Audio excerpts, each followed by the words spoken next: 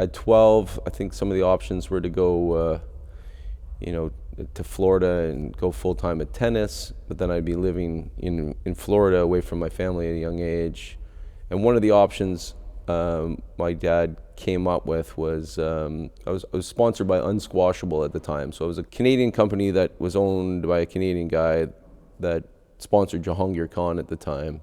So the guy, Ron Morton, great guy, I think he was in the music business, and he was in charge of all these bands, had all these records, gold records, behind his desk. He was the guy that you could just picture, the type of guy, gregarious, fun sort of agent, manager for all the top bands in the world. But he owned UNSQUASHABLE, and Jahangir was his prize sort of sponsored player and owned a part of UNSQUASHABLE with him. And so I got the opportunity to go to England for the whole summer, 8 weeks, at age 12, to live with Jonathon Power, Jahangir's coach, and live with Jahangir in the house and train with, about 8 guys from around the world.